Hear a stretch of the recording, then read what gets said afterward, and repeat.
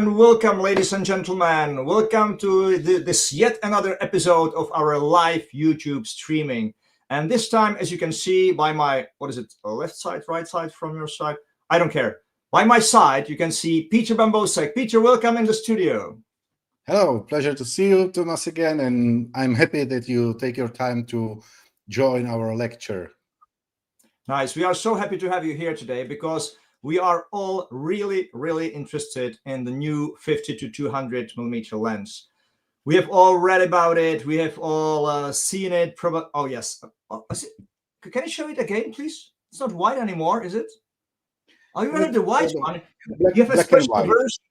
I have a regular one. I have the black and white. I have the black and white version, the limited version. Does it mean that you have already purchased some stickers on it? Do they already sell them? Yes, absolutely. I'm a few days in before my next trip to Galapagos, and I was checking the websites of the sticker company if they already released the new 5200 stickers, and they did. So I order immediately, and I like the white version actually, as I have a big wide lens covered by the dark stickers, and I would like to keep to be very visible in my backpack. So immediately I open the backpack, I know which one is the big one, which one is the small one, because I have attached the camera on both of the lenses. So I was thinking to keep the white coloring on the lens, but keep it safe and without scratches in a field. So I found this black and marble or whatever camouflage version very nice. So I did it like this. Yeah, you're absolutely right. I noticed when we are at some workshops together, I noticed that your 152-400 is actually black.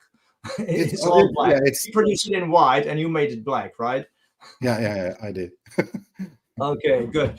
Anyhow, ladies and gentlemen, you probably already know Petr Bambousek because we have already had a couple of streams together. If you don't know him, please stay with us at least today, or you can watch it obviously later on if you don't have enough time, because it will definitely take 1.5 hours, maybe 2 hours. We are too talkative here in Czech, just telling that I'm from Czech, Peter is from Czech as well, and Czechs are talkative. So sorry for that, but we will hopefully not keep you long, but if yes, please bear with us, until either the very end or watch the second part, maybe tomorrow, day after tomorrow, whenever you have time. Peter, let me just show everybody who is watching right now, and there's quite a lot of people actually. Let me show everyone your webpage, because if you don't know Peter's webpage, then it is the sulasula.com. You can see the name right down here, www.sulasula.com. And if you enter the webpage, what you see is this, let's say, entering front page. And what I'm kind of surprised, or what's new for me on the front page, is the very right part, which shows some pre-sale. Because I know you have already created this amazing PDF for OM1. I guess many of you already have this PDF because it basically shows Peter's experience and setup, how to set up the OM1 for wildlife and birding photography and so on and so on. It's an amazing stuff. If you don't have it or if you haven't seen it yet, please go to the webpage and see it. Then you have created quite recently the video for birds in flight photography, which also is amazing. It's like 3 hours, right? Is it 3 hours video? Something it's like about that? 3 hours, yes. Yeah, so if you are interested in birds in flight photography, then this is something that will definitely help you using not only OM1, but specifically OM1 for birds in flight. And there is something new to me, and that is a pre-sale. You have never done pre-sale. What is this pre-sale about? Yes, I have to change the banner because the pre-sale already stopped with some discount. So the pre-sale is still on, but not the discount anymore. But what happens? I created my PDF, which takes me a lot of time because I try to describe all my necessary and important setting of my camera, OM1 and now OM1 Mark II. And I covered everything from the field. So whatever I use, I write down in this PDF. And there are a lot of topics covered there. And I feel that few topics needs more space than just few pages in the PDF. So I defined two main topics out of the PDF, which I take more deeply in a video tutorials. So recently in July or August, I created, you mentioned the 3-hour-long birds in flight tutorial, because if anybody asks me what do you have, what do you set for birds in flight, it's a very tricky question actually, because I set differently and for different reasons, for different expectation of the results, for different size of birds, distance of birds, and so on. So of course I have some basic settings in my camera, but I try to explain much more deeply that the setting of camera is just one piece of the puzzle of 5 different topics which needs to be covered if you photograph anything, especially birds in flight. So I described all 5 topics in this tutorial. And the second main topic I'm focusing on for years is photographing with flash. I've photographed birds, mammals at night, the frogs, insects. These topics are extremely, how to say, inspirative for me, and it's a part of my work which I really love. Again, if anybody asks me, what do you set for on your flash for wildlife photography? I said, it depends. There are a lot of techniques. I use a lot of technique with one flash, 2 flashes, flash out of the camera, and so on.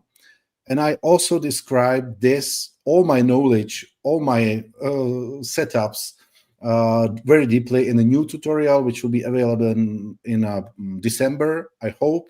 I'm doing my best to produce it in December. I have to remember that starting next week, I will be for almost 3 weeks out in Galapagos, and after I return, I will follow my works.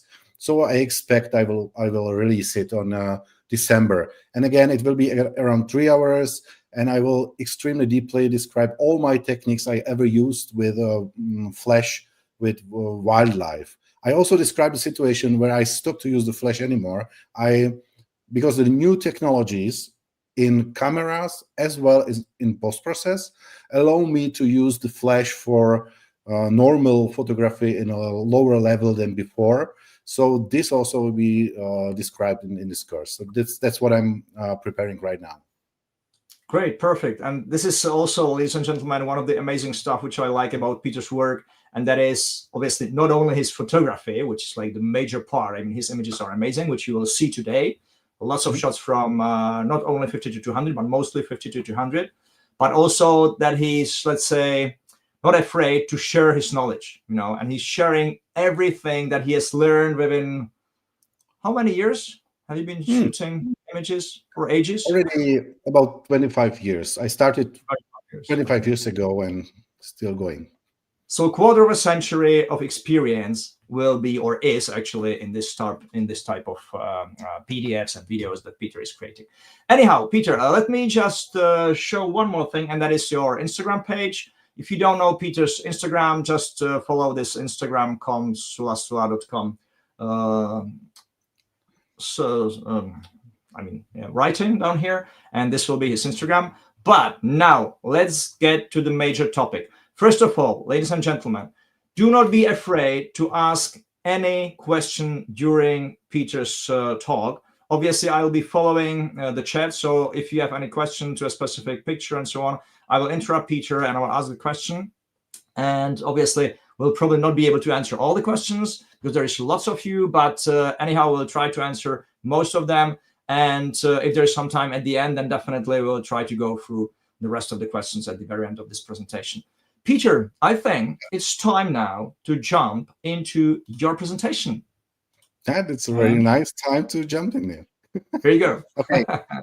I would like to introduce the new lens from my perspective. The perspective is from the technical aspect and as well the field experiences from my last trip to Brazil. So my, let's say, lecture or presentation will be split into 2 different areas. The first one will be more technical, where I described all my experiences, at least before I left on the trip.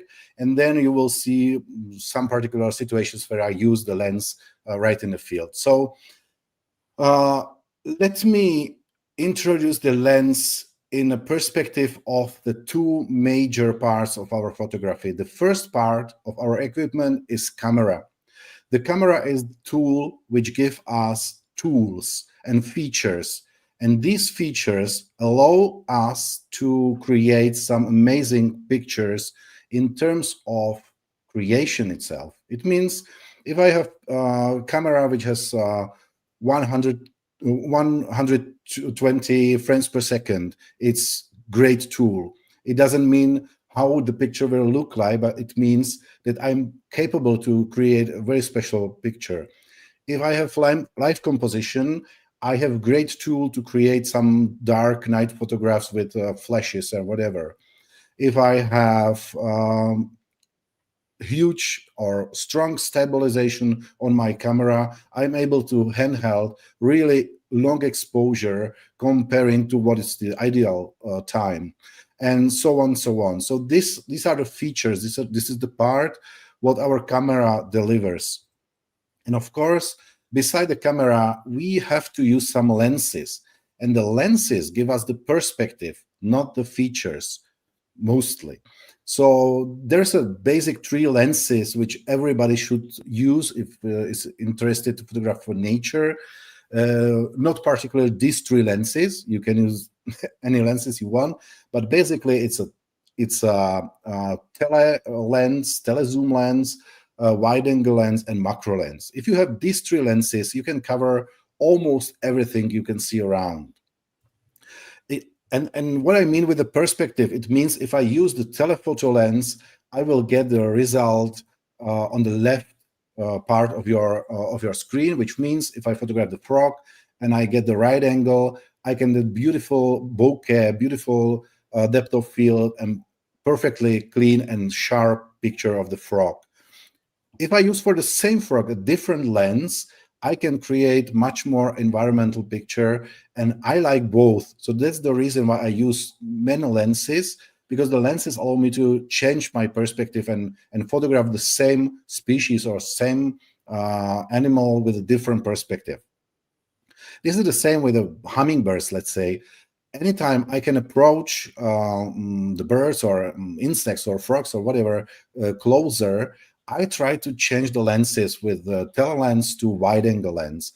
You can see that proportionally the hummingbirds are in the same size, but the field of view and the perspective is quite different if I use the telephoto and I use the wide angle. So that's the reason why I use these three lenses as a basic.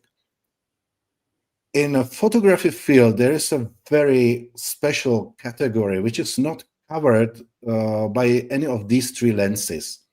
It's a range which comes between 100, 200, or 70 to 200. This area is covered by very specific kind of pictures.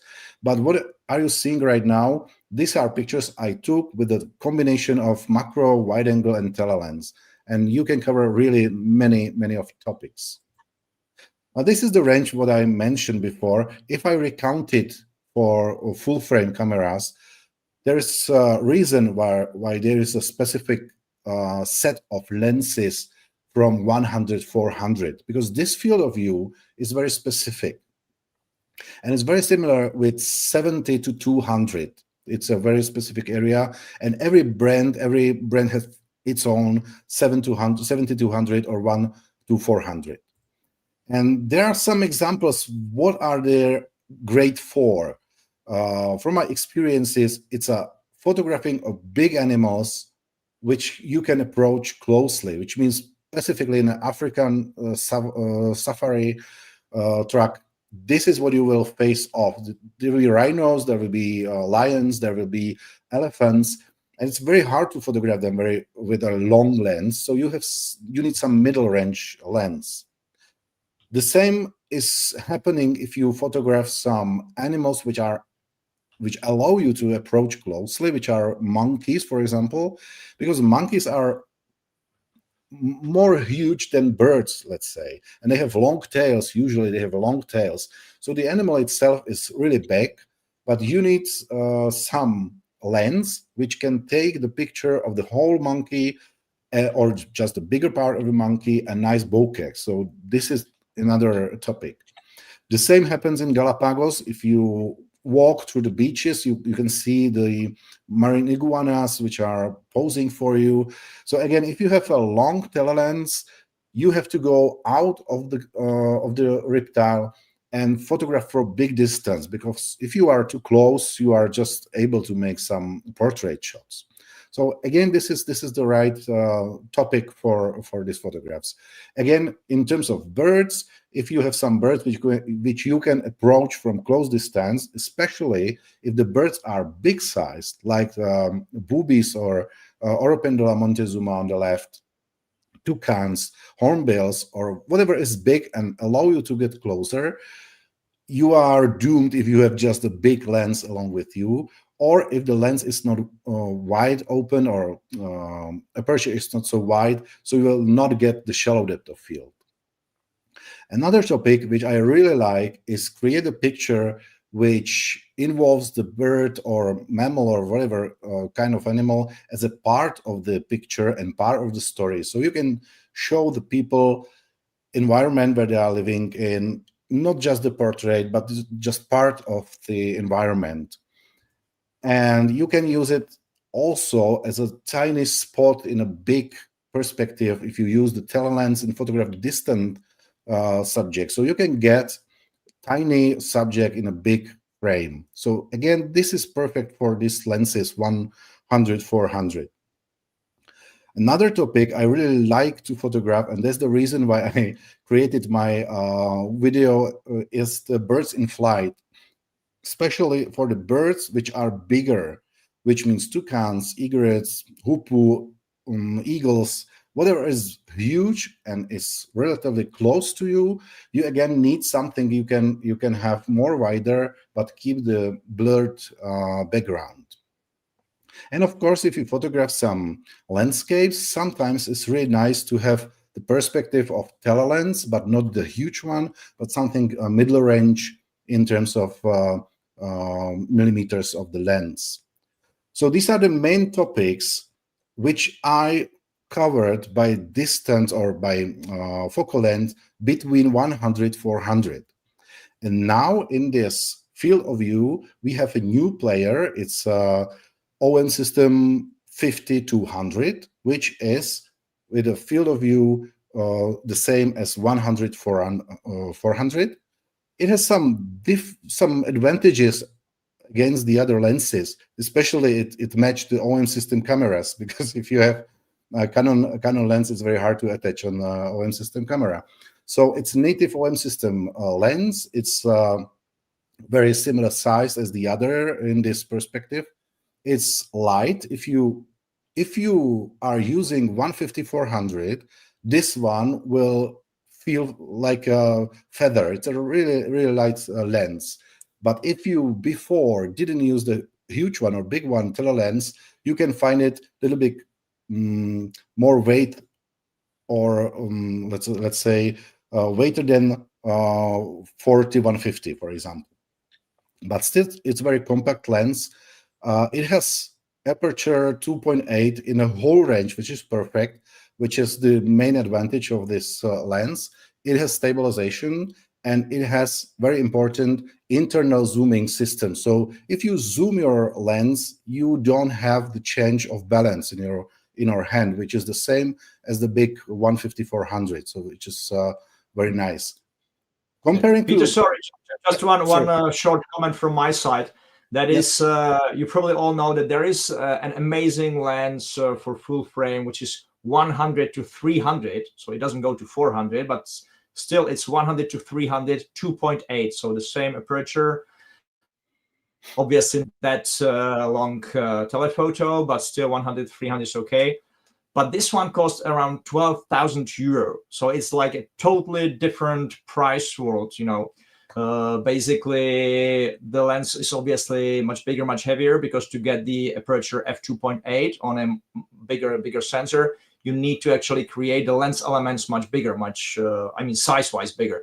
So obviously, that is the reason why price-wise it also goes so much up, because producing bigger lens diameters costs much more money than producing smaller ones. So that is why the 50-200 to me is really an amazing lens. In Czech, we call it a small Gandalf, because Peter called the big white 150-400 wide Gandalf as a miracle lens. It really is a miracle lens. So this one is called small Gandalf here in Czech. But anyhow, it really is a miracle lens because it gives you, as Peter just mentioned, it gives you equivalent of 100-400 2.8 aperture in the size, which is really, really small. It's basically very close to 100-400, as you can see here. And basically the weight is around 1 kilo, so nothing. Sorry, Peter, I just had to say that because, I really think that it needs to be said. And also what needs to be done by you who are watching us right now, all of you, because you are just hearing things and you will see a lot of amazing stuff.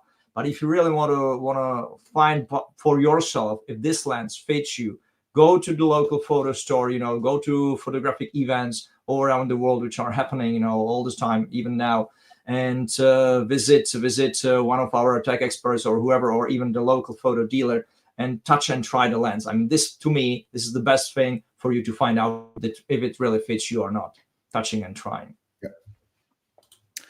Thank you, Thomas, for your interruption. You're welcome. Yeah, it's very nice. So I lost my words, but now I know what I want to say. Yes, it's sometimes very tricky to compare the full frame lenses and the Micro Four Thirds lenses, because we all know that we can compare equivalent field of view. Let's say 50-200 is equal to 100-400. This is very important for me. What I can expect as a field of view, as a perspective I get from the lens. The same is the lightness, which means 2.8 is excellent, is perfect. In Pantanal, by the way, it's an open area. It's a big wetland, so it's open all the time. And I was surprised how fast shutter speed I received from the camera. I was not ready for this, because normally I use the big one, the 150-400, which aperture is 4.5, which means that I have some 1,000, 2,000 of seconds shutter speed. But now I experienced 8,000 shutter speed and 12,000 of shutter speed. And it was really surprising for me that I can reach this amazing huge shutter speed, which is great for action photography. You will see it. Don't worry, I will get very soon. What is not comparable is the depth of field of 2.8 lens with full frame and the Micro Four Thirds. In terms, if you want to get the shallow depth of field, you still have great opportunities with 150-400 or 50-200. You just need to know the rules which you have to keep, which means keep your background of your picture as far as possible, and you can get really beautiful, smooth bokeh. You will see it very soon. In a family of telelenses of OMSYSTEM, it's somewhere in the middle in terms of size, but it's very special in terms of features. It's only comparable with the lightness of 40-150, which is 2.8. And the features are very interesting, which are not in every lens. So let's go through them. The first one is limiter. I suggest to use the limiter in camera because you are more precise of setting what exactly distance from the beginning to the end of your focusing distance you want to achieve. For example, if you photograph the hummingbirds, you know the hummingbirds are somewhere between 4 to 7 meters. It's very hard to achieve this distance on your lens. So I usually use the full range, the first in the middle, and I set my internal limiter, which is much more flexible and much more precise. The second feature is activating, deactivating focus. I always use AF on the lens. And if I want, I change the settings in my camera.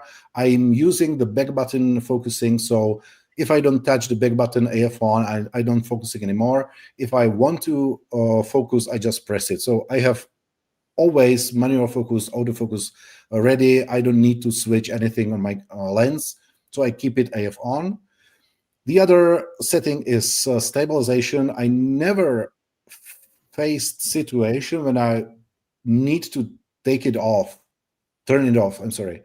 I hardly remember a single situation when I said, "Oh, now I have to turn off the stabilization." I never find it. So I always keep it on, and I only change in my camera if it's IS1 or IS2, if I want to follow the birds, which is IS2, or I want super stable stabilization for birds sitting somewhere or frogs sitting somewhere. So this is what I change in my camera, but on my lens, I always keep it IS on. For many people in my country, and I believe it's not just specific of my country, is the fourth feature, which is some mystery LFN or preset settings on the lens. Let me shortly explain what does it mean. If you have your setting on LFN, which means that the button number 5 will have the setting from your camera.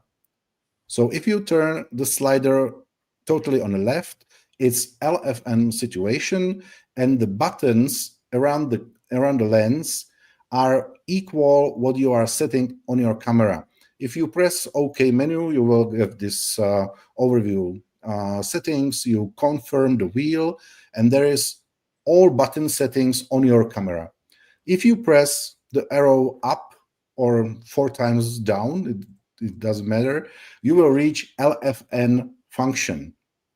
Normally it's off, but you can set anything from the setting options. For example, if you want to have this button on your lens as an activation or deactivation of subject selection, I mean bird detection or something like this, you can set it on in menu on your camera, and from now the button around the lens will activate or deactivate your subject selection. There are 4 buttons around the lens, but they all have the same settings, what you said. Somebody asked me if any button can have different function. It's not possible. It's still the same. And it makes the sense because you can place the camera on tripod, rotate it up and down, and you have to remember which button is which on the different position on landscape and portrait. So the button is the same. It's just more reachable if you turn your lens on your tripod or in your hand. But the difference is what you set on your lens, if it's LFN or preset. So this is LFN, so you set it in your camera, and whatever you set, the button will do. I just have some suggestion. Don't set something like turn AF on or AF on or off, sorry. Because sometimes you accidentally press the button, you don't know that it happens, and sometimes something special happens in front of you. Jaguar is killing capybara and your camera is not working and you don't know why. So I suggest set something more safe or turn it off if you don't need it. So I just set something if I really need it for a situation. Normally I take it off, just make sure that I accidentally will not press the button. Peter, there's a question from Colin regarding this button. So what is basically your favorite setting for this button? What do you use it for, if you use it? I use it for off. This is my most often setting for the button, but sometimes I use it for, it depends on the situation. I cannot explain more than the subject detection, which is what I remember from last time, because I photograph little grebe on the pond, and all my buttons were hardly reached because I was in a mud in a small pond, and I need to have something very reachable. So I set it on my on this button. This was maybe the first time I set it for something special. I normally keep it off. Okay. But I can imagine if I will have opportunity again to go to Shetland Islands to photograph puffins, I will use it for a specific reason for birds in flight photography. And this is what I would like to explain. These are those 2 preset settings. There are 2 preset options, one with sound off and sound on. The setting is the same, but the difference is that in one position it beeps if you make if you touch the button or not. So if you set to preset, the button has quite a different capability. It's option where you want to set some specific focus area. You can set the area and focus whenever you want and press the button, and it returns immediately to your pre-focus area. It's very similar to pre-MF in a menu of camera, but this is more, I think, much better in terms of you don't need to change anything in your camera. You can keep your camera autofocus whatever you want. And in example of the puffins usually sit on the stone. In a certain time, they jump down and fly away, and they return from the sea, and you photograph the birds in flight. But you will always start in the stone where they started, because they usually are together 4, 5, 6 puffins. So you follow the first puffin, and you would like to return back to the stone focus area. So in this way, it works like this. You focus on the stone where the puffins are staying on, press the set below, the set button here. I don't know, yes, the 6th one. And it beeps slightly. And from this moment, the button number 5 always return your camera to the specific focus area. So if you follow the first puffin, you lost it somewhere on the sea, and you want to return quickly on the stone area, just press the button 5. It refocus again, and you can follow another one. The same is for feeding birds on some tree hole. If I will wait for toucans or woodpeckers, I can pre-focus the hole, and I can follow the bird which is leaving the hole. I know it will refocus somewhere. If I want to return quickly, I just press the button, and it refocus again on the place I focused before. You can preset the focus either manually or autofocus. It doesn't matter. You can precise it manually and then press the set. It's saved, and you can return to the same spot again. So this is the difference between LFN and preset settings on this lens. And this is the same on the big wide lens, 150-400. And sometimes if you ever use some really pro big lenses from other brands, they usually have these settings as well, or the buttons as well. So this is just a reminder that this lens is capable to make it as well. So this is another feature. We have something new on this lens comparing to the big one, the big wide one, because the tripod collar is removable, so you can keep it or remove. I only have one claim on this the knob, which is slightly sharp. If you hold it on your side, if you have some strap and hold your camera on your side, sometimes I felt this knob on my knees, on my legs. Sorry. So I would prefer something more similar to big lens, because it's a different shape. But what is new, that you can remove it. So if you don't use it on a tripod, you can simply remove it and make it even lighter. So this is the option. I recommend you put some sort of bandage or sticker around it to make it smooth. Yeah, or maybe I will later buy another different knob somewhere in the market. It's not a big deal. It's not something, because the knob I'm dying, my leg is fallen down. No, but I always wear my lenses like this way, and I notice it after 1 hour of walking. I will say, I feel some pain. Why is it? And I notice it's the knob. On the other hand, it goes very easy, because the fingers actually, once you push sides, it goes quite easy. It's actually exactly the same color as on 100 to 400 millimeter lens. Just obviously this is white, and that one is in black color. Yeah. And what I really appreciate on the color is that it has Arca Swiss design, so you don't need to buy anything special to attach the lens on a tripod. You simply use your your lens with a prepared Arca Swiss system. So it's very easy to use it on most of the tripods, so which is very nice. And there are two rotations. There are zoom first and focusing later. So if you hold the camera, that's right, like this, so your zoom is very accessible, and your focusing ring as well by this finger or this zooming. It's very easy, and I really like it. It's very similar system as a big lens. What I found, I didn't notice before, when I try to use 150-600, it switch. Actually, you have first the focusing ring, and then you have the zooming ring. And I found it sometimes a little bit tricky. If you follow the bird, sometimes you accidentally touch the focusing ring, and it happens in this lens as well. So it's good to be just careful if you hold the camera and one finger is up. So don't touch the focusing ring, because sometimes you can accidentally make the blur which you don't want to. That's not a big deal, but it's good to just to remember.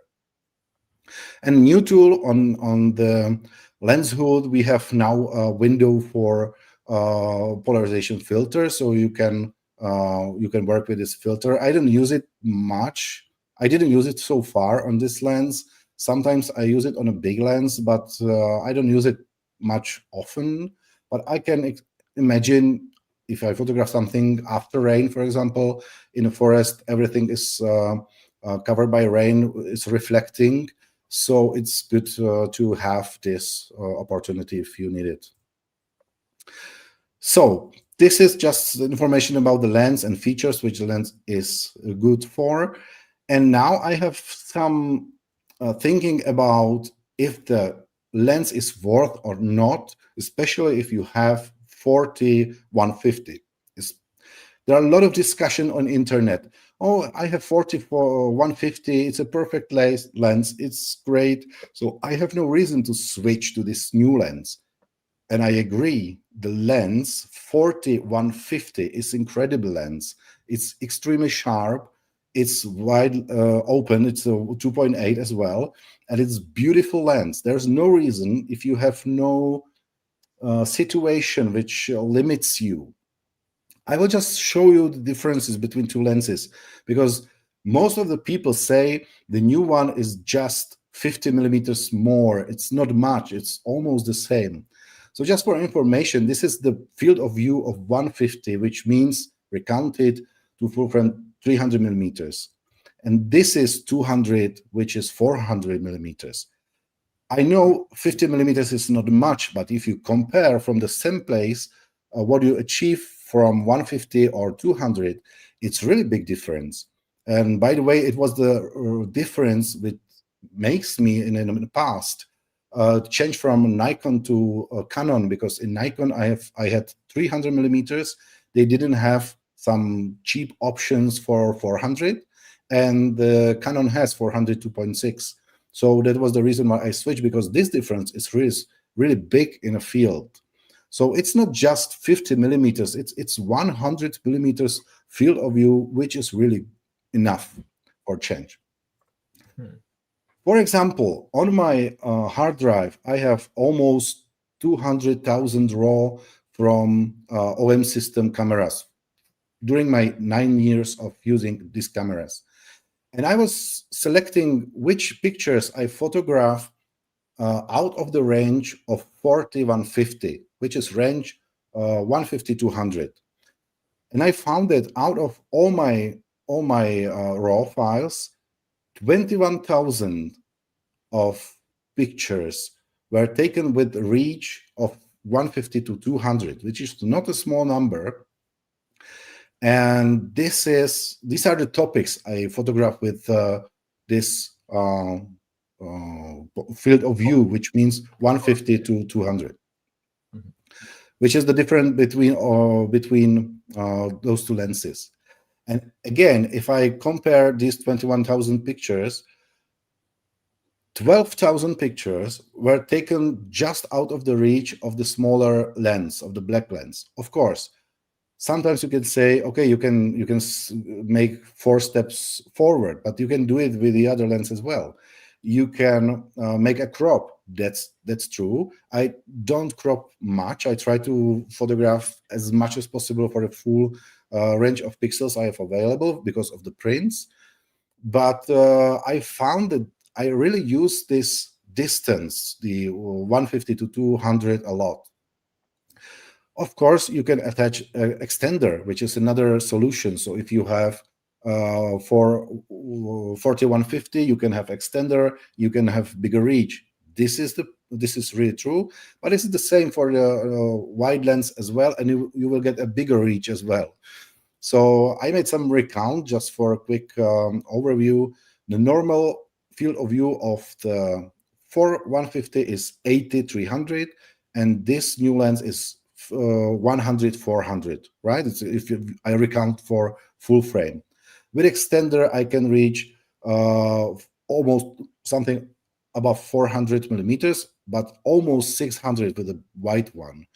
And attaching converter extender 2, I can reach 600 or 800. From my experience, if I photograph these reaches with especially with extender 2 times, I'm not a big fan of this extender for some action or for some let's say hard to focusing situations like bird among the leaves or somewhere, because I feel that extender 2 times is high quality among all 2 times extenders on the market. It's really high quality, but as well, it turns down all the features and capability of the lens, especially if you have not a great lighting conditions. It start to be slower, it start to be not so precise, it start to be visible, what's the name, aberration of the lens. And all these stuff are getting the pictures a little bit worse that you can reach with a simple 150-400, for example.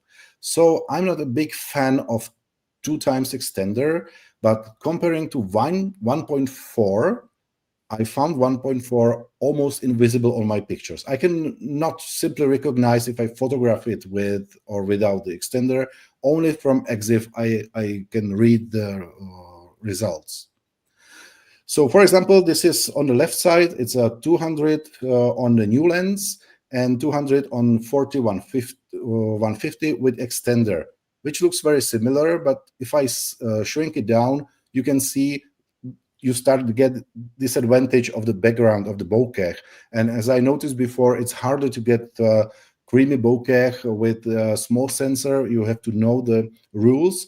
So if you use 200 with extender, it's worse bokeh if you compare to native 200. So this is my comparison. I don't think that you have to sell your 4150 and buy the new one because it's new and beautiful, but just go to your pictures, go through your filters in Lightroom or Capture One or whatever you use, and look what are you really using with your lens. Maybe you will be surprised that sometimes you are pushed to use extender more extensively on your 4150, or maybe not, and it's absolutely okay. Well, I mentioned several times the bokeh, the quality of the background. So let me compare this lens with big wide lens 150-400 and 100-400. These 3 pictures were taken in the same focusing distance. It's a same focusing distance and focal length 200 millimeters. So if I photograph 200 with the new one lens and compare it to the big one in the middle, I can simply recognize that the bokeh is much more creamy if I stay in the same place. Of course, I can go 5 meters back and zoom in for 400 or whatever and get creamy bokeh as well, but sometimes it's not possible. So this is one of the reasons why I use this lens on my last trip so extensively. And if I compare it with 200 millimeters, which I set on my borrowed 100-400, you can compare the quality of the background, and you simply see the difference on the first look. What's interesting, if I attach again extender 2 times on the new lens and compare it with a big Gandalf, the big white lens, the background is almost equal, and only difference is it's slightly less sharp than the original 400 from the big lens. But again, these pictures were taken from the tripod, and I precisely focus for a while, and then I photograph. In a real situation, you don't have usually so much time for this.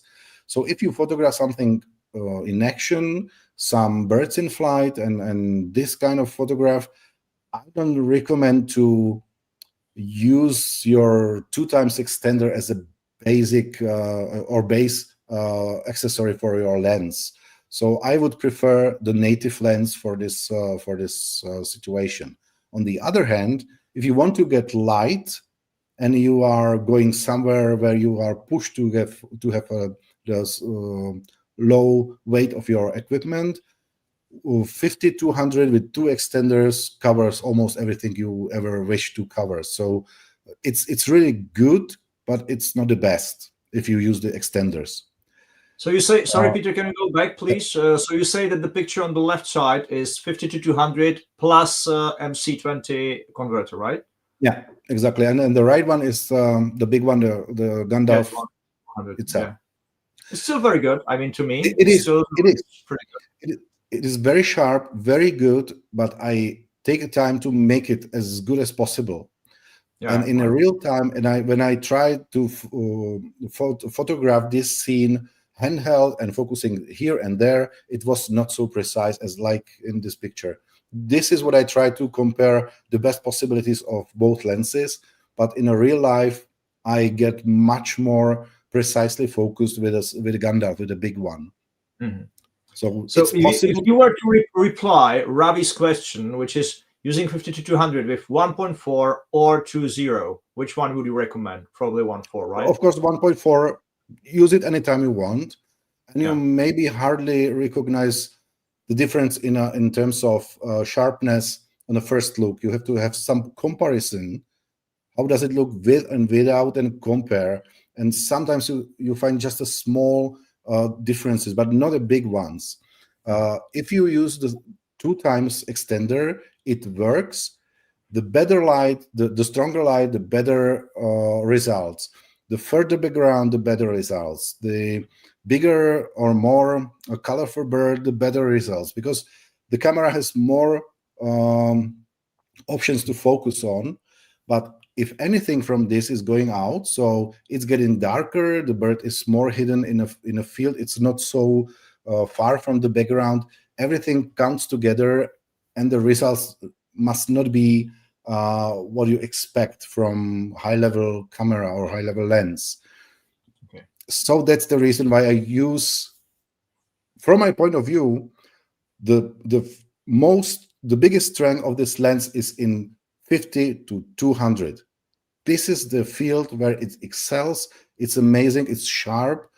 But if you start to use, let's say, converter as always attached or 80% attached on your camera, is something wrong, because this is not how this lens should be used if you want to get the most out of the lens, if I'm try to explain correctly. So if you find that you have always attached 1.4 extender, I would recommend to think about some other lens as a second lens for this one, because I don't think that it's a good idea to have 2.8 lens and never use it, or use it seldomly, just 20% of situations. I recommend use this lens for situations where it takes its place, and it's amazing. You will see, I hope today, my pictures from Brazil, and you will find the differences between them. So far, I have to say your birding images are very nice, so it's okay. Even this yes, this is a very special bird. It's very cooperative, so he's still, whenever I try to photograph, he's still and doesn't move. It's a very rare bird in my country. Well, I just mentioned that the lens is very sharp. It is extremely sharp. It's equal to, let's say, 4-150 or Gandalf. I don't see the big differences, or the differences are just the reason of the difference sometimes is that just focus somewhere else. For example, in this bird, if you focus on this spotlight, it's quite different than if you focus on the eyebrow, because it's so shallow depth of field that this makes the difference. So we have to be careful where exactly are focusing on. But it's sharp on 2.8. Starting from 2.8, it's very sharp. But somebody asked me that sometimes he's using aperture around 18-20, and he found it's not sharp. It is not. It's normal. The name is diffraction. This is the optical mistake or error you can notice on your pictures. So the sweet spot for this lens is somewhere around 8 or 9. It's still incredibly sharp, but then it starts to drops down. And if you use aperture 22, which is the maximum, you can compare that there is nothing sharp on the picture. So I use this aperture in situations where I don't want nothing sharp on the pictures. For example, for some blurry 1 second long exposures, just some impression of the image. It doesn't matter if it's 18 or 20. The reason is the shutter speed. But if you want something really sharp on your picture, don't go above 8 or 9 on this lens if you want to get the most. I usually photograph wide open. It's most often used setting on my camera. I have one recommendation. In the past, I have used Lightroom for 12 years or something, then Capture One for 8 years, and now I'm starting to use the Photolab DxO Photolab 9. It's incredible raw editor, and they have a lot of profiles which are really amazing lens profiles. But so far today, they don't support 50-100 in their profiles list. So if you open the image from this lens in this software, you can see it's not so sharp as you expect. And if you compare it with Gandalf, the big one, they are perfectly sharp. It's extremely sharp. The reason is there is no support for this lens yet. So I were tweaking shuffling the unsharp mask settings. And this is my recommendation, because if you compare, I don't know if you see it on your YouTube channel, but if I compare the images, it's a really huge difference. There's a lot of details everywhere.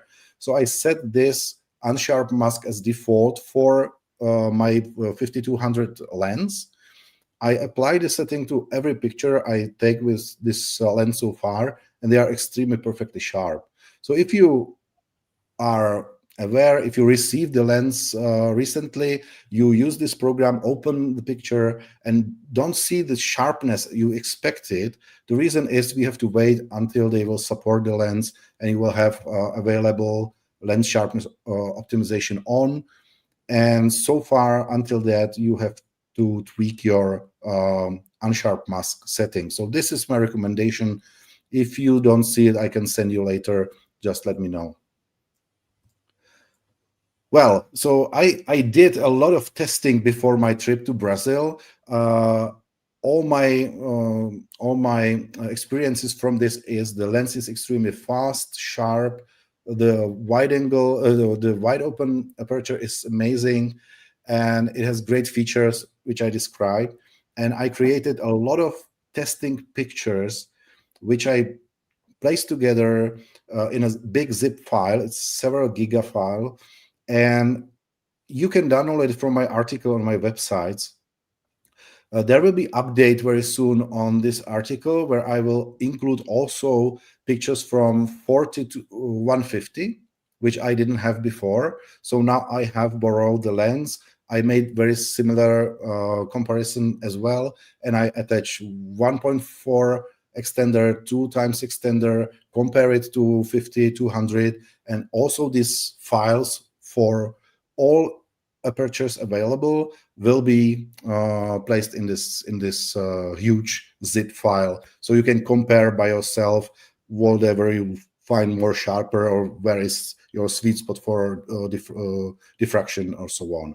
So go on my website. There's an article about this lens, and now you can download the set of the pictures. Later, I think before I go to Galapagos, so next week at least, there will be update with the new file with comparison to 4150. So you can download it as well.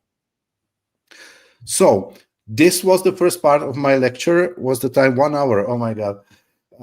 So if you have any questions to the technical part of this lens, just let me know. Yeah, Because Peter, now there are maybe a few questions, so maybe we can now answer a couple of questions very quickly, and then go to your final presentation, which will be maybe 2 images, and we are done, right? Yeah, maybe more. Maybe a little bit more. Okay, there was a question. I know you have partially answered already, because you said you are going to aperture like f8 or something around that, right? Not more than that. But Hani is asking about, is f16 still possible? I mean, would you ever use, or have you ever used f16 or f13 apertures during wide I would try to avoid this. I only need to have some reason to use so huge, because in terms of depth of field, comparing to full frame, you have to recount it twice. So if you use 16 aperture in a full frame, it's equivalent more or less to 32 aperture. And I never use 32 aperture in full frame. There could be some reason. I don't know which one. Sometimes you want to slow down your exposure. This is one of the reason. Not always you can use internal ND filter.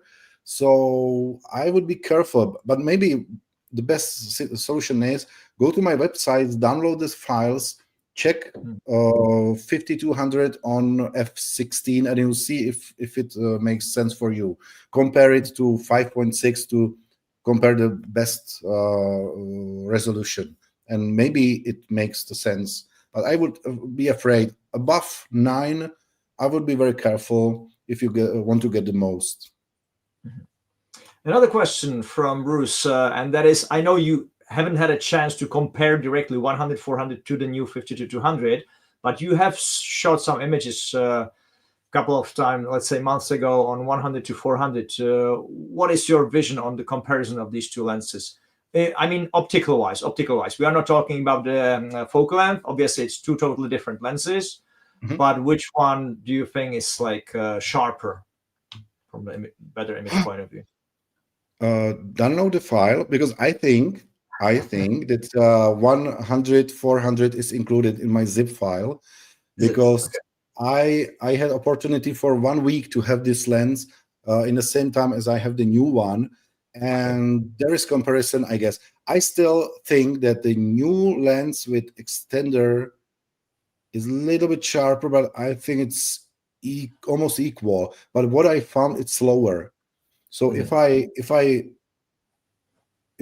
have the situation where I have only one lens, it's okay. So if you have 100-400 and you don't have any other lens, it's okay. But if you want some wider lens, which means, and I will show very shortly, I promise, what situation I use it for, you find that it's not equal to have the new lens with 2x extender and expect the same behavior like a native lens, like 100-400. Every time it depends on light situations and all the other I described. So in good light, it will work very similar. But when it gets dark, I think still the native will be much more quicker, maybe more precise in focusing. But I didn't have a reason or situation which I can compare, because if you want to compare the same situation, for example, for bird in flight, you need 7 times or 8 times bird flying in the same direction, the same distance, same conditions, and use 2 lenses one by one. And it's very hard to make this comparison. I personally feel that the native lens for 400 is better than this lens with 2x extender. But it depends. It's very hard to explain. But download the file, and you can see what happens in still photograph. You can compare the details and answer yourself if it's enough. Perfect. Thanks, Peter. And also, we shouldn't forget that there are actually two versions of 100 to 400 lens. There was the first generation, Yep. and there's the second generation, which is the synchronized stabilization, which, I mean, optically, they are the same lenses, but the second generation, obviously, with synchronized stabilization, gives you much more possibilities during the shooting, because it really is synchronized, so that you get much higher IS values. Yeah. This lens. Okay, there are more questions, but let's go to your images now, Peter. Okay. This is my very favorite frame, because every time I go to some trip, I just make a new square on this mosaic picture. And these are all my trips I conducted with OMSYSTEM.Cameras. So from 2017, I started to use it 2016, but in January I went to first trip. Until now, which are the below pictures, I conducted these trips, and 7 trips went to Pantanal. It was 8 trips actually, because I did one trip with Canon camera before my OM system era. So I've been there 8 times, and I have to say the Pantanal for me personally is one of the best places on planet to take your pictures. There are a lot of animals which are, let's say, friendly, so you can photograph them with a nice backgrounds and so on. And they are not so shy as in my country. For example, in my country, it's very hard to photograph the wild animals, and it's very hard to get closer. In Pantanal, they are more relaxed, and I have more opportunities to find the behavior, and I can spend with the animal several hours if I want, and photograph the particular behavior, which is almost impossible here in my country. So I really like the spectrum of wildlife in Pantanal. It's open area, it's a huge wetland, so you almost always have a lot of lighting for your pictures. So you don't fight with the darkness of rainforest, right? Like in Borneo or Ecuador. So you can photograph more action pictures. It's open area, so it's good for birds in flight and action situations. So I return every year to Pantanal. Now I started to return 2 times a year. So this year I was there on June as well as September. And in September, I mixed the trip to Pantanal with Atlantic Forest, which is another part of Brazil. And this is the part which I would like to introduce you now. This map is simple map of biotopes of Brazil, and I will describe the color ones. The first one is the Pantanal, and Mata Atlântica is the forest around the Sao Paulo and Rio de Janeiro, which is very specific with a lot of endemism rate. So let's go. Here are some pictures I took over last 2 trips. So I've been in a southern and northern Pantanal. If you want to join me on the trip, I will do similar trip, which I will describe very soon next year in October, in a split of October and November. So I only have 4 places left, and 2 are already booked or reserved. So if you want to join me on this kind of trip, you are very welcome.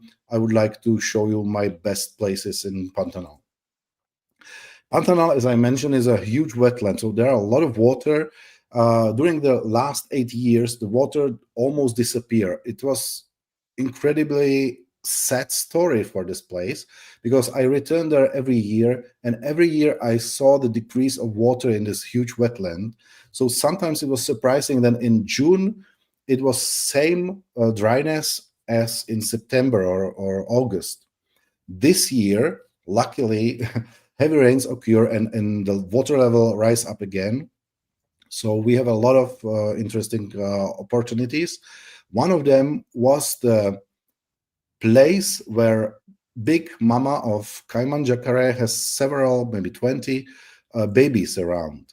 And this was incredible situation for new lands because I was unable to get further from this babies because there was a bank and I would be somewhere deep in the mud. So I used this lens. I was very careful. I was very silent, and the babies were walking around the mother. They were swimming, and sometimes they went over the head. So I get really nice low angle pictures of this composition, the situation, and this was really perfect. This is very similar to what I show you with iguanas in Galapagos. They are relatively large and relatively close. And if you want nice bokeh, it's very hard to reach it with a big lens. Especially if you want a low angle picture, you need to hold your lens for a while. And it's easier with 1 kilogram than 2 kilogram lens. In Pantanal, there are a lot of wildlife just around the farms because Pantanal is a huge farm for cows, if I make it very simple. And the animals are very associated with people. So they are not afraid a lot about people because they are still somewhere around. So here you can see the position of the owl. There is a burrowing owl on the ground, which use the holes made by armadillos or the other animals. And we have opportunity to photograph them just in a sunset. So it was great to walk around the farm and look. This is how it looks if you find the owl in the ranch or the farm. So they are sitting either on this lower, what's the posts, which have some wires around. You can see the wires which are going through, or sometimes they sit up, which have no wires, so it's easier to work with them. Sometimes I take the wires if they are not for some competition. I take off the wires, or I waiting for a situation where they sit out of the wires. So this was incredible opportunity because the light was very low, very beautiful, and I photographed these owls in several positions. I also used the strong backlight because, as I mentioned, the light was going down. So I have different versions of these birds sitting or flying or somewhere going. This is the mix of 15400 and 5200 pictures. You can guess which one is one. This one is 5200 because it's a bird in flight. And as I mentioned, if the birds are flying and they are bigger a bit, so when they spread the wings, they are much bigger than just the sitting bird. So you have to space around the bird to keep all the wing shapes. So these are the opportunities with owls. We have great place in southern Pantanal for owls, which are more common than in the northern one. So there are another situation where the lens is perfect, and I mentioned it's for the animals which are they are big in a size and they can approach closer like this. It's very hard to get this tamandua, this anteater, with long lens, because if you want to have the whole body, you have to run away from the tamandua, and it's very hard to get such a big size animal with a big lens if it's so close. So again, it was great opportunity for 5200 with beautiful, great bokeh, with low angle photograph, with amazing morning light. We were so lucky. I can still not believe that we were so lucky, because 2 mornings after each one, we found a small tamandua as well as a big giant anteater. So this is the giant anteater you normally follow in southern Pantanal, and sometimes it's very hard to imagine how to photograph this animal with a long lens in this environment, because you can see there are a lot of situation and background which are not so artistic. So it's very hard to get or find some distant background, and sometimes there are a lot of sticks in a front part of the image. So if the anteater is walking, you have sometimes sticks over a tail or head or body. And again, it's sometimes very hard to photograph these big animals with big lens. Sometimes it's possible, but the small lens, I will call it small one because it's smaller than 150-400. So you again can get the whole body of the anteater if you have some luck, as we had. So you can photograph it in a backlight and still have beautiful blurred background because the 2.8 aperture. So for these big animals, it's perfect. And of course, I mentioned that there are a lot of birds and animals around the farm itself. Sometimes you can spend a whole day around the farm, maybe 50 meters around, and you see tens of different animal species. So, of course, one of the emblematic bird of Pantanal is hyacinth macaw, and the other macaws. We have seen 4 macaw species in the last trip, and sometimes they have favorite places where they roost. So again, this is great for wider angle lens to get not just the bird and moon, but the whole situation. I was playing with with a moon in a frame. My first thing was that I will photograph this uh, macaw on the palm tree, and then I refocus for the moon, and I will merge it together. But when I tried, it didn't make sense because everything was in a depth of field, and we don't see this in a normal life. So I was jumping it, just make something like a table lamp, night lamp on a night table. So this was just for fun because all the macaws were sleeping on in our camp, so it was amazing. So we also photographed the birds attracted by some seeds, or the birds were attracted by planted fruit. So this is the toko toucan, which came every day, but in unexpected time, on a papaya growing just behind our house. So with toucans, we had a great opportunities in this place. And again, if I would use a longer lens, it would be very hard to get either both of the subject, I mean toucans and papaya, or I would have much worse background because I need to zoom out, and if I zoom out, it's 4.8 aperture, which is recounted to 9 in full frame, and it will be much more disturbing background. This was the solution I can use with a small lens. I also photographed the toucan in flight. I just have one opportunity for this, and I screw it out because we were driving on a car, an open car, and when we were driving, I was just rotating the wheels just for fun on my camera because I was looking around and rotating the wheels on my camera, and I didn't know that the camera is on.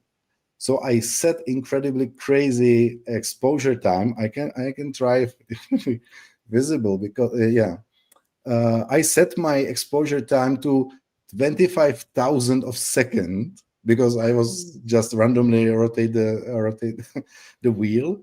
And when I saw the toucan flying, I was just photographing the toucan. So this picture was taken on ISO 12,000, which I would never do in this lighting conditions because I will try to enlarge it. But if you look closely, it's pretty sharp because as I mentioned, I use the DxO denoiser, and it works with this picture pretty well. So this is accidentally taken picture on 25,000 of second. It's sharp, but it wasn't my first intention how to make it. So I would slow it down to 8,000. It would be enough, and of course the ISO would be nicer, more details. So birds in flight is another topic I really love in Pantanal and use this lens because I was witnessing this tyrant attack on roadside hawk, and I have the whole sequence when the tyrant is coming, is biting this hawk, and I don't know, 30 pictures which approaching, biting and getting out. So with this small lens, I was plenty of space to make it right crop, because they spread the wings up and down, and it was very hard to get this picture with a longer focal length. So again, the birds in flight, it's perfect place. If you want to photograph birds in flight, you need plenty of light. And Pantanal, as I mentioned, is open area, so you always get high exposure times. Was here 8,000 of second and 400 ISO. So it's incredibly fast shutter speed with low ISO settings. So it's just perfect. Again, as I mentioned, there are a lot of birds around the farm, so you can try to photograph as they going here and there. And with 2.8 aperture, the background is perfectly blurred, so it's really nice to photograph these birds in flight. In southern part of Pantanal, there is a special place for beautiful macaws. It's a red and green macaws, which were one of 4 we found on this trip. And they have a very special place, which they call Buraco das Araras, which means Arara Macao hole in translation. And the hole is incredibly big, deep crater of fallen, what's the name? Jeskyně, Tome? Cave, I'm sorry, yeah. Fallen cave. So this is for millions years like this, for a million years. And the macaws came to this place to just gather, to just start, sometimes they start nesting.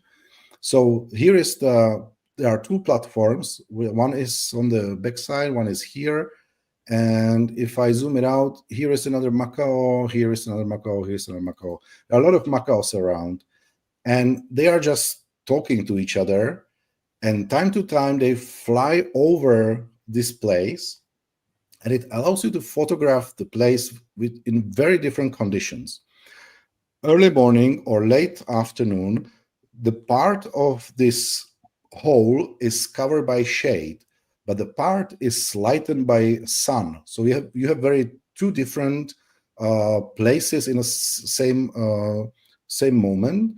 So if the macaws are flying low here down in the hole, you have everything in a shade. If they are flying over here, you have lighten the macaws from above, but the dark in a background. So I again use this lens for flying macaws, because sometimes they are flying in alone, mostly in 2 in pairs. Sometimes there are 20 of macaws together flying, and I try to photograph different approach with a small macaw in a frame facing both light and dark part of the canyon. It's incredible. If it's late afternoon, you can have these shades below them, so you can frame it even with the shades. This is the picture which I was looking for when I visit this place, because this is the situation where you have lighten the parrot. The canyon is dark, so if you underexpose -3 or whatever it was, I don't know if I don't see. Oh, it was without the compensation in this case, but sometimes you have to compensate -1, -2, or 3. It depends on the strength of the light. So you can get this amazing contrasty pictures. So sometimes if they are landing on lightened trees, it's a partly lightened tree, you underexpose. I think here is underexposure, not as well.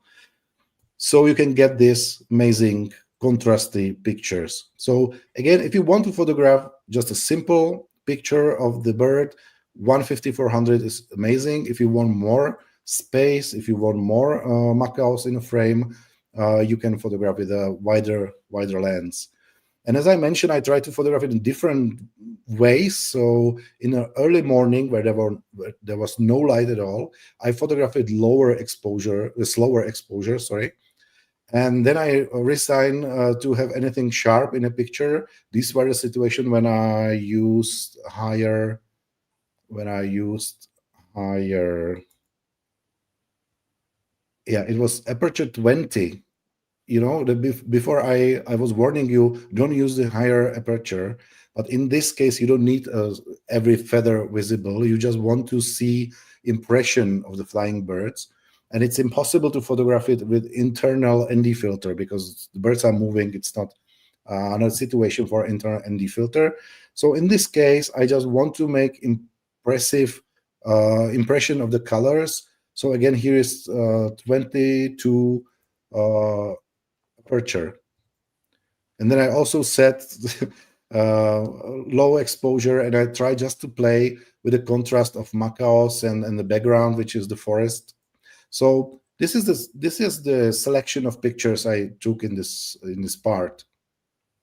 And then from this Pantanal part, where you see just a fraction of pictures, we move to Atlantic forest.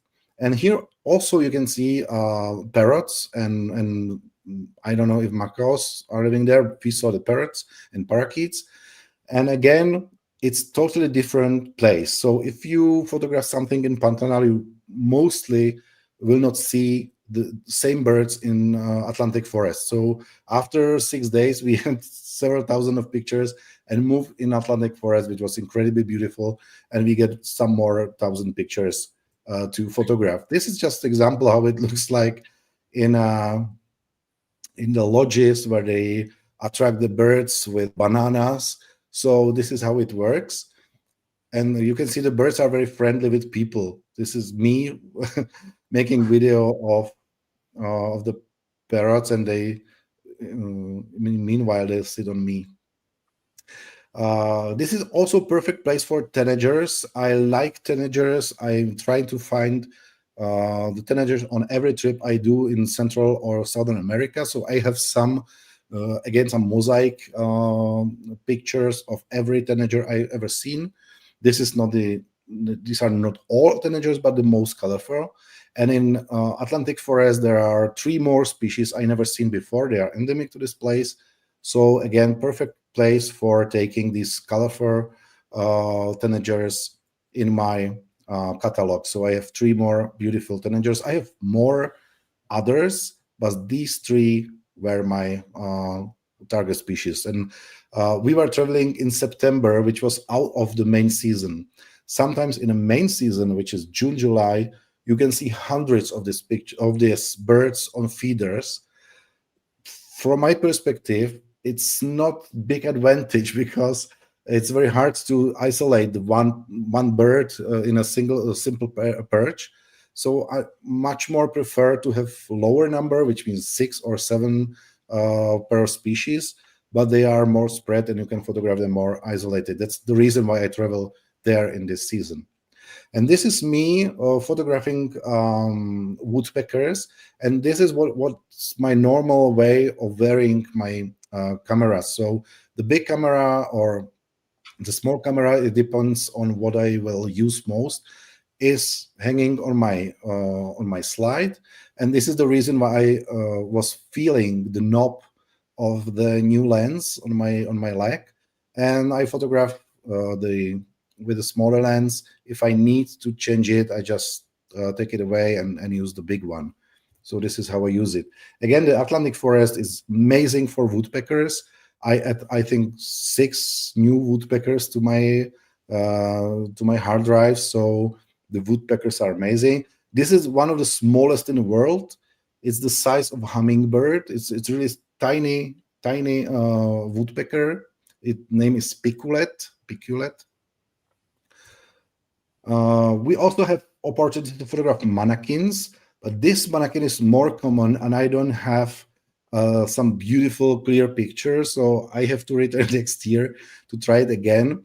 But what I got is the picture of more rare mannequin, more beautiful and more emblematic. The problem is he is always hidden in a forest. It's very hard to get him out, even if you call the bird. So you have to be very patient, wait for his favorite branch, and try to focus or use the lens to get it out of the forest with a depth of field. It's a relatively small bird, so you can use the big lens 150-400, and you get as much as shell depth of field you can. If I would use the small lens with 2.8, it would be too tiny on the picture, and the background would be not so blurred. So now you can see how I get the picture, and you can imagine if you want to have as much as distant background as possible, so you can see what does it mean in reality. So there is no background at all. It's just a forest. But this was the result. And this bird is very specific. If you photograph it from the frontal point of view, you will get the whole blue, the whole white color frontal part and no other colors. So unlike the other birds, here you wish to have this bird with a backside, and when he rotates the head, you can get all the colors he really have. So this is one of my most important pictures from this trip, because I really like the bird. Here you can see what I mentioned before. When I set my camera button to subject detection, this was the situation. There was a small pond, and in the pond there was living a little grebe, and I tried to photograph it, and the only place which was not underwater was like 30 to 30 centimeters. So I tried to place myself and get as low as possible to photograph the grebe. So here you see what happens with me, and this is my target. And it was in the middle of day. You can see from above there is a lot of light. So I used my favorite technique. I underexposed the exposition. Sorry. And this is the result. So it's -2 exposure. So -2, you get out all of the lightings. There is no taking off the background. It was black because background was dark, made by trees. I underexposed -2, and I got from the situation this beautiful picture. As I mentioned, the birds in flight are incredible. If you have this lens and you can approach the birds closer, you can get really nice background and beautiful bird details. So it's amazing lens, for example, for hummingbirds. If you ever photograph hummingbirds, this lens is really good for this, and it's much easier to handle than 150-400, which is also possible, but not so easy. One of my target species on this trip in Atlantic part of forest were two coquets. Coquets are one of the smallest hummingbirds in the world, but one of these the most beautiful. There are just a few species, I think 8 or 9 or something, across the Southern America or Central America. And I was waiting for sitting coquet picture, something like this. I have hundreds of these pictures. He didn't make all the shapes he is able to, so maybe next time be more successful. That's the reason why I go there even one more month later, where the hummingbirds are more active, so they will be more fighting to each other and so on. But I wish to have this simple sitting picture of the coquet. And there is another situation where I photograph more rare coquet. This is festive coquet. They also have frilled coquet. And this is the result I got from this position nearby the lodge, because the coquet is really small. It's 6 centimeters or something, really small bird. And he was attacked by the others. So he didn't sit somewhere closer, and he usually sits somewhere very high perches, and he was attacked by the other hummingbirds. So I tried to achieve this simple picture. The reason is because I have one coquette from Costa Rica, 2 coquettes from Brazil, and on my next trip to Costa Rica in January, I would like to finally get the 4th one. And my idea is to somewhere in the future to have it in my book, some photography book, and they will have some special pages because they are so beautiful to me, and I hope they are beautiful to the others. What's the fun? Because sometimes people say, "Oh, bird sitting on a perch, it's boring." It is. It is boring comparing to birds in flight. But sometimes I prefer this because you can focus on details on the bird. And I received some recognition in the last Bird Photographer of the Year, where my sitting hummingbird was looking for a flying bee or wasp or whatever it was, and it gets highly commended award. So it was recognized among the other pictures. So not all bird sitting pictures are boring for the others. And another example, another hummingbird sitting on something. He was also used by DxO for their Puro denoiser. So if you open Puro at this moment in version 5, you see my hummingbird sitting in Ecuador on fern, baby fern.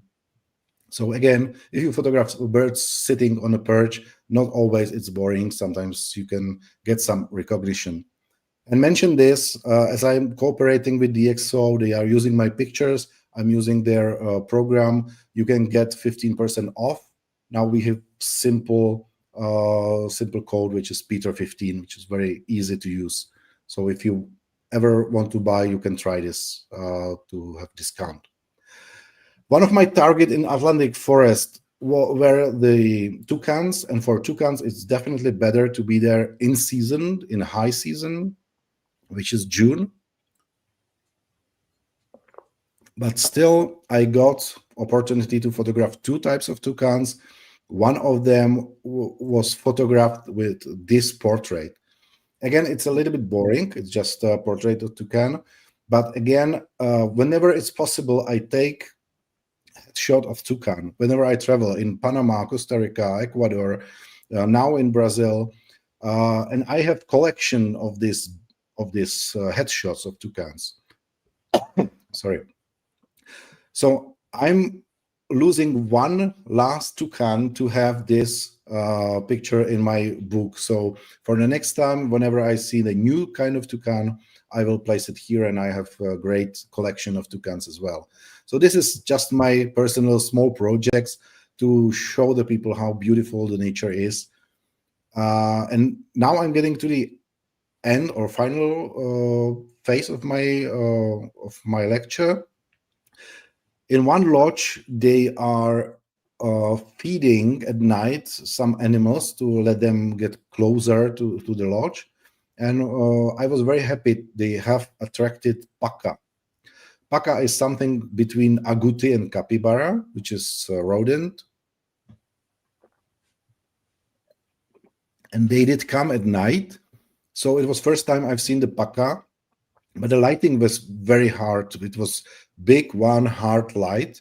So I placed my two small flashes around, and I tried to play with the flashes. So here you see the paca is very comfortable with people. They are not scary much. So this is how I photograph with wide angle.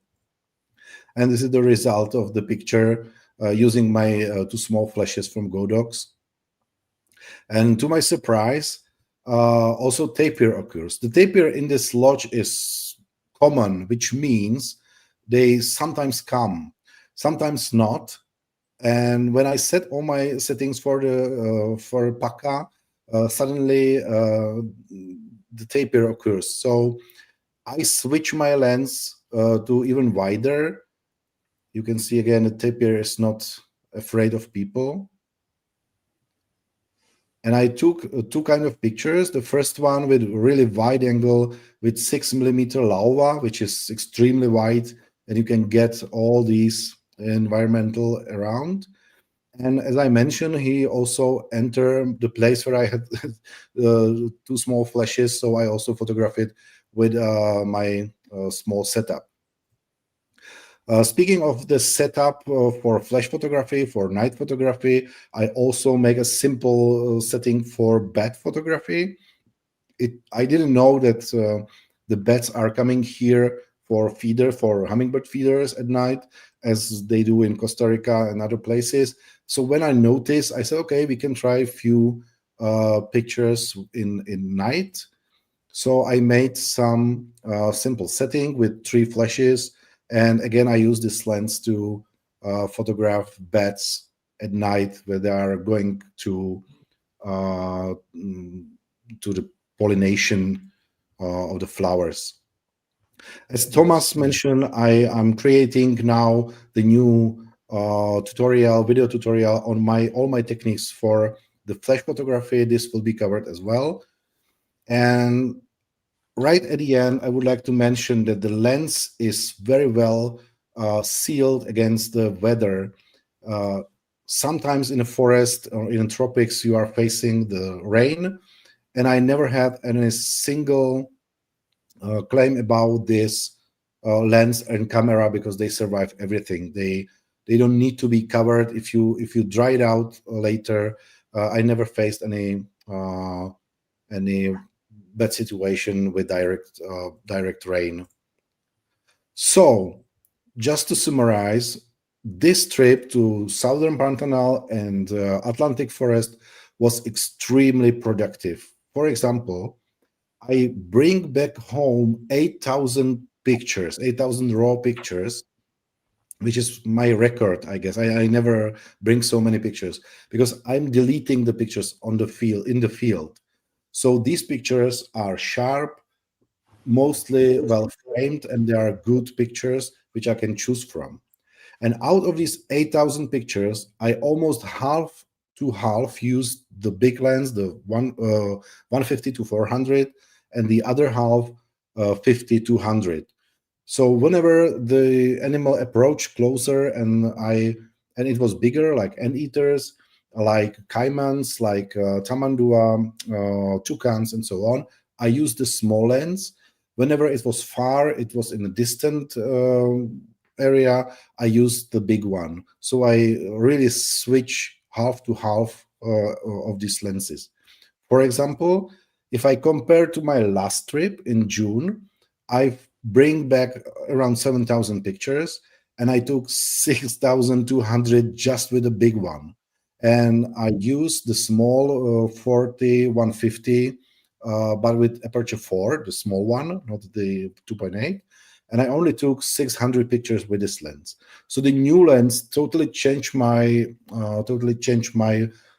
behavior in a field, because if I know the strong part of the lens, I'm using it for this kind of pictures. All these pictures you are looking now were taken with the new lens 50 to 100 on this trip. So on my trips, I always use 2 bodies, not just one, but 2 bodies. And now I have this range of lenses where the wide ones are my most important lenses, but I also use my wide angle and macro as well. So this is how I use the lens. This is how I place it in my backpack. I use a Peak Design travel backpack with a big case inside, which takes everything all I need to my trips. And I also covered my lens, as you saw, with sticks, which makes the lens more resistive against some scratches or something like this. So this is my experiences. I really like the lens. I immediately bought the lens because I think I will use it very extensively, especially on my next trip next week to Galapagos. I expect I will use it a lot.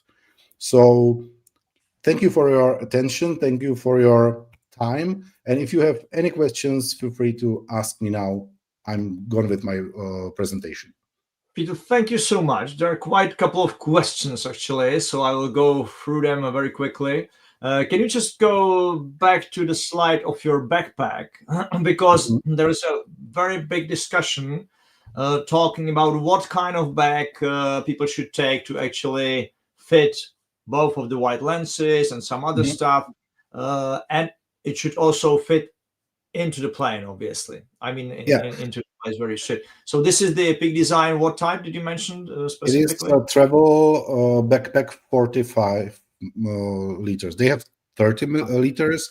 I use the bigger one because I have more space above here. So I place some Peak Design small bags, so I can use some I can use some accessory here as well. But what is here? It's a big lens. I have a little bit different constellation, because I have also my second camera attached on the lens. So this middle part is the lens with the second camera, and then I have here 1, 2, 3, 4, 5 more lenses, because one lens is below the other. The small ALWA is also there. So I have, I don't know, 7 lenses here, 2, 6, 7 lenses in the backpack. And here I have some accessories, the remote control and batteries in this case. Nice. So Thanks so much. Like it. That definitely replied. I hope it replied the question about the backpack, and it's obviously a backpack which you can take on board. This is just a comment. Ravi is just saying that he's selling his 4150, going to 5200. I think you will not regret it, Ravi. It's a great choice. And Chuck, which you probably know, says, having joined Peter on his Pantanal trip this past June, I could highly recommend the trip. Oh, thank you, Chuck. Greetings from my boring Czech Republic. And a question from Lonnie: does Pantanal have black leopards? They don't have leopards. They have jaguars. Jaguars. Yeah, sometimes they see the black jaguar, but it's really rare opportunity. So it's not in Africa. I know there's a black leopard. There's a great spot for their territory, so you have high possibilities you will find it and photograph. I know a lot of people photographing this particular black leopard, but in Pantanal it's really hard to get the black one. They are there, but they are very rare comparing to leopards. Okay. An interesting question from Anthony. Obviously, it's not about the 50-200, but still an interesting question to everybody, but also to you. Would you like to see OMSYSTEM introduce an all-new camera which would have integrated grip, like we already had the EM1X? How is it with you using OM1 with detachable grip? Do you even use the grip often or only sometimes? Or would you like to see rather a camera like EM1X in the past? From my perspective, I would like the OMSYSTEM introduce some very special wide-angle lens, which I suggested a few years ago for wide-angle macro and stars. But honestly, I like it. I like because I have big hands. I'm a big person, and I like the holding of the camera with the grip. But what I'm sometimes struggling is that I try to get as low angle as possible. So I found the grip gives you, I don't know, 3 more or 4 centimeters from the ground, which you are not able to reach. And sometimes it makes a difference. So after my first or second camera, I stopped to use the grip and I replace it by L plate, which is supporting my small finger. I don't know if it's visible. Maybe not. No. Yeah. So here is the part of the L plate here, the below, and I have my little finger holding the camera very well, and it allows me to get as low as possible.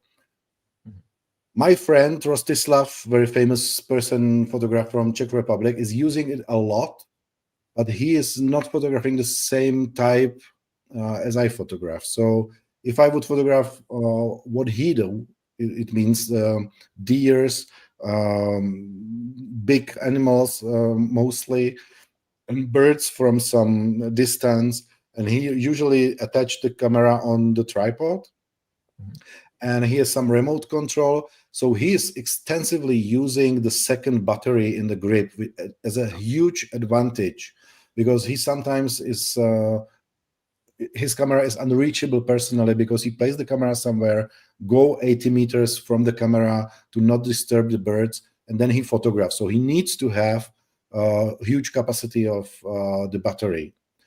In my case, I usually photograph handheld. I usually have everything with me. I always have this backpack with me anywhere. You never know when you use wide angle or longer exposure, a longer lens. So I'm not a big fan, but I can understand if the people use it because it has its sense and it has some situations when it's incredibly good to photograph, especially if you photograph with Pro Capture. If you photograph a long time with Pro Capture, it drains out the battery. So if you have two batteries, it's always advantage above the one battery.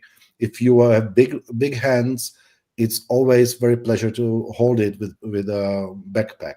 But I personally, for my style of shooting, prefer more the L plate, the shaped L plate, which allows me to get lower. It's lighter, and if I need to switch to batteries, I still have batteries with me. Oh, yeah. Yeah, to me, that's actually the reason why I love to have the grip detachable. Yeah, the grip is fine with 15600 with the big white one, with the big lenses. It's an amazing stuff.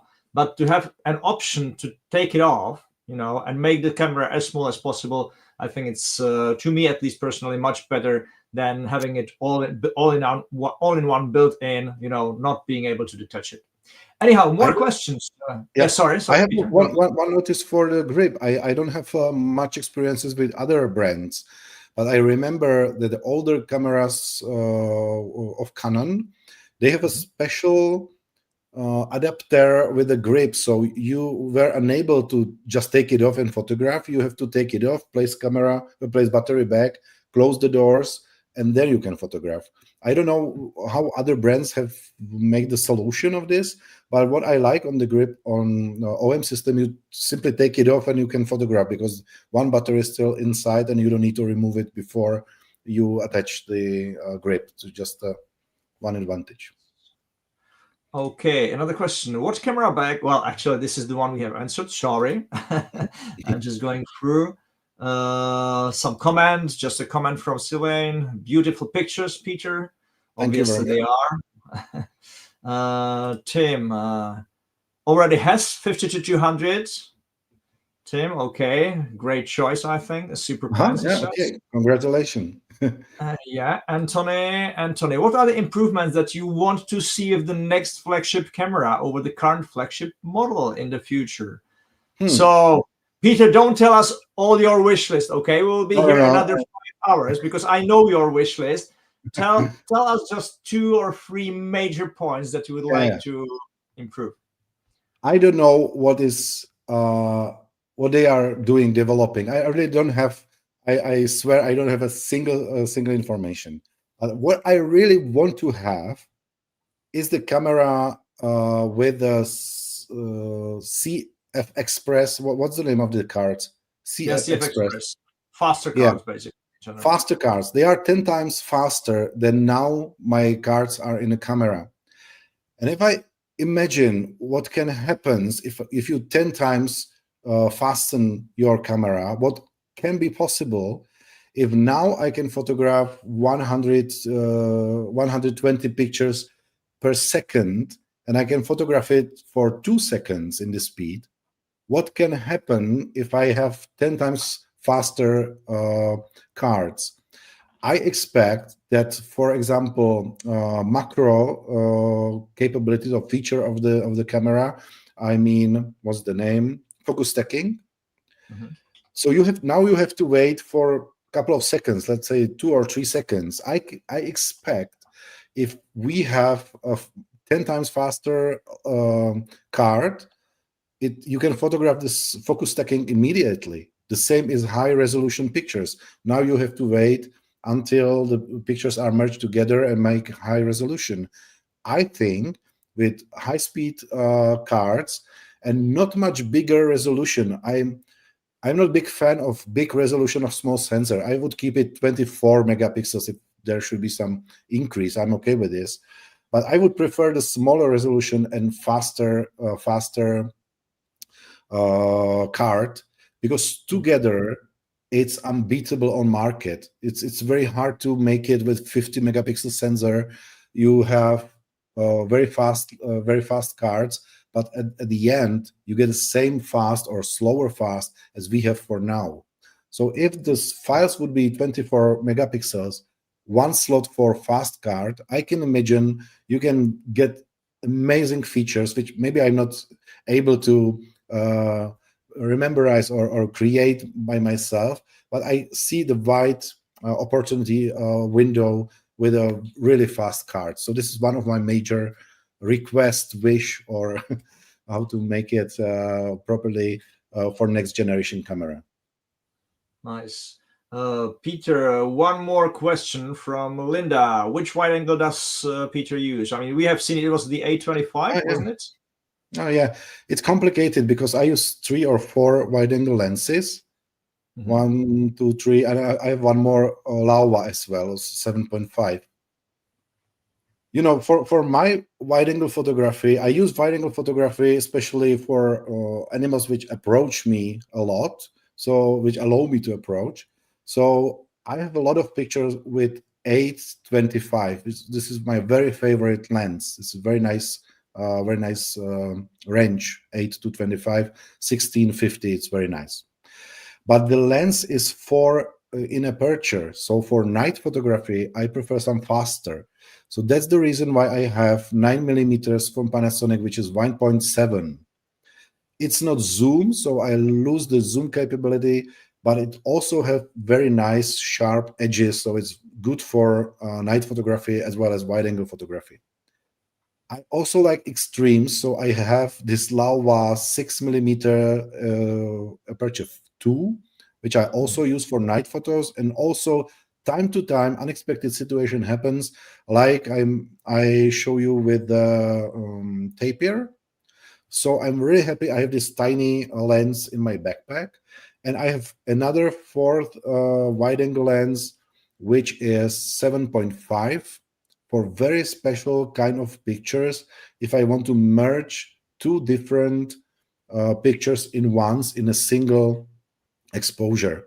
This is, by the way, what I will explain in my tutorial, because sometimes I photograph, for example, mating frogs at night, and I also want to have stars in the same picture. So one way is to photograph the first frame with the frogs, refocus for the sky, and photograph the night sky. But with the lens 7.5 from Laowa, I'm able to make it in a single frame. And this is what I like, so I try to time to make these kind of pictures as well. So I don't have one particularly favorite lens. That's why I would like to have new lens, which would be something like 7.5 diameter, 2 aperture, able to photograph 1:1 and keep it wide angle, which is similar like Laowa already have, with stabilization. And I can imagine it will make a magic, because you can photograph handheld night stars. Because if you have such a tiny wide angle with internal stabilization, I can imagine you can hold for 20 seconds very easily. You can photograph the small insects or frogs with the environment in a single frame, and there are a lot of other situations where you can use it. So this is my wish lens. Until that, I have 4 wide-angle lenses. Keep dreaming, Peter. Keep dreaming. Yeah, I'm dreaming. I'm working on myself, so maybe in the next few years I will publish it. I mean, the truth is that it would be an amazing lens, basically extreme wide-angle macro photography lens, all in one. I mean, definitely. But yes, no other brand can reach it, because they have bigger sensors, so they always have to have bigger lens. So it would be really advantage of the small sensor ecosystem. So I think you hear me. Let's hope R&D is listening right now. R&D is listening. And maybe, I don't know. Okay, this is just a nice comment from Anthony. I just have to read.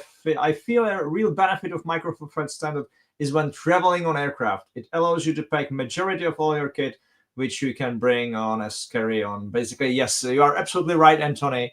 You can pack, as we have just seen in Peter's backpack.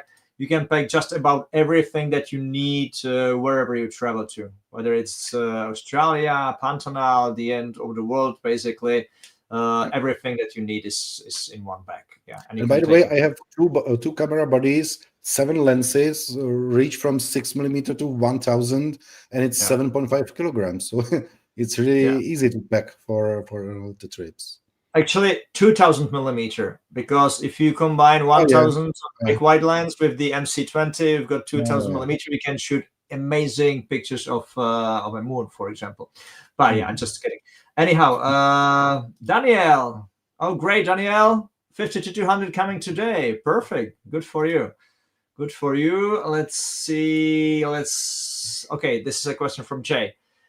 Do you ever use CPL filters on these telephoto lenses? I mean, do you use any filters in Yeah, general?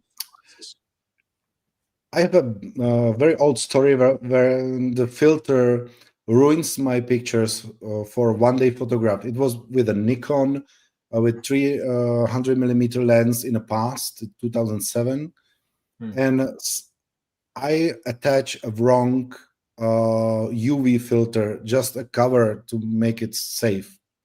And I realized after one day it's blurred. It's not sharp as it was before. I was saying, "Oh, what the hell is happening?" Because 1 week ago it was perfectly sharp, and now it's blurred. It's like a window, and I was thinking, okay, window, the filter. So I remove it, and starting the day, it was sharp again, but we didn't see so many animals as usual. So I was very skeptical about the filters. But what I use CPL filters on my wide angle lenses. They are it's always attached. I always have CPL filter on my 825. Mhm. To reduce number of filters, I also sometimes use a few reduction rings. So even this tiny lava with a 46 mm ring, I use the adapter. So I have 46 at the base and 72 at the end, and I attach the same filter from the 825. And I also use a filter, UV filter, on my big lens on 150. 150-400. Okay. I never expect I will use it, but it's so expensive for me, the lens, that I was saying, okay, I will buy the filter, but I have to try it first. So I had opportunity from one company from Czech Republic, VV Photo, and they let me try 3 of their filters as well as the UV filters, CPL filters. Mhm. And I, after a week of trying, I really try hard to make sure that I will not lose a single detail in my picture. I really found their magnetic UV filter very capable. So I attach it on a camera, and as it is magnetic, I also have magnetic CPL. I don't use it much. I would say in percentage, let's say 5% of my pictures were taken with this combination. I don't use it much because the reason is I'm very emotive photographer. Whenever I see something special, and I know that I have just few seconds to make the picture, and if I don't have usually time to consider, okay, now the light is coming from here. Here's an eater in my dreaming position, so I will use it or not. No, no, no. I photograph it as much as possible without the filters. And if I found the situation is repeating all the time and I have plenty of time to get the pictures, sometimes I said, okay, now it would be nice with CPL. With the new lens, I didn't attach any cover filter, UV filter so far because I didn't have opportunity to try. And so I don't have attached anything so far.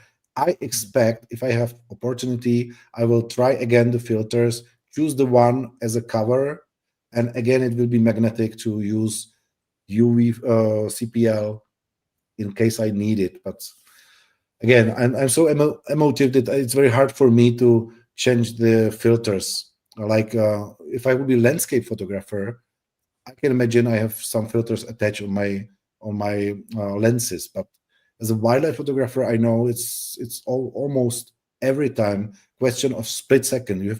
You have to have fast reactions and not attaching the filters and try to rotate.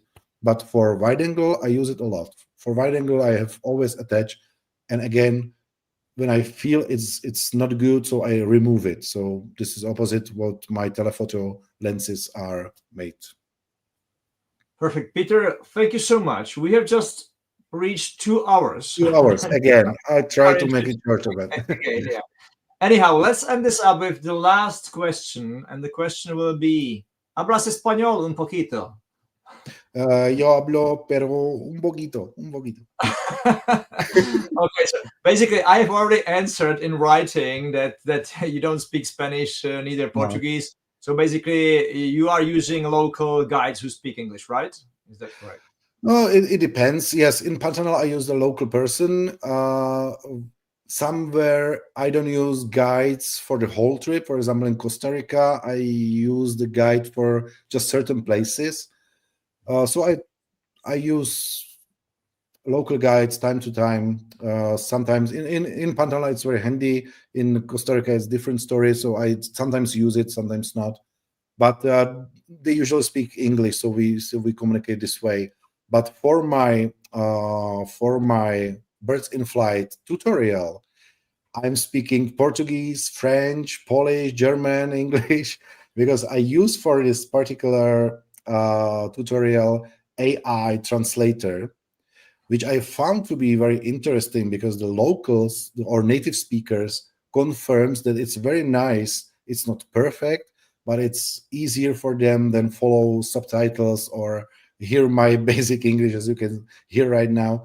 So I created my tutorial birds in flight in 7 different languages, and it keeps my face, it keeps my mouth, but it changed the language to the French, Portuguese, Spanish.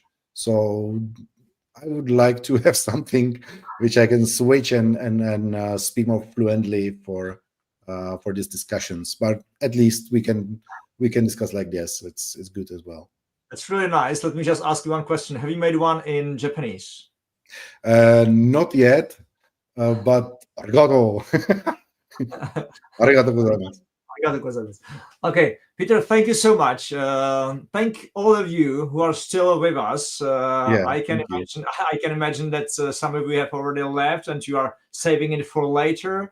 But Peter, thank you for amazing shots, amazing images. Thank you for your experience, which you have shared with us. And I hope I will see you after one of your next trips. Basically, Yeah, you are I hope leaving to Galapagos right now, yeah? Or Galapagos, yes. within a couple of days.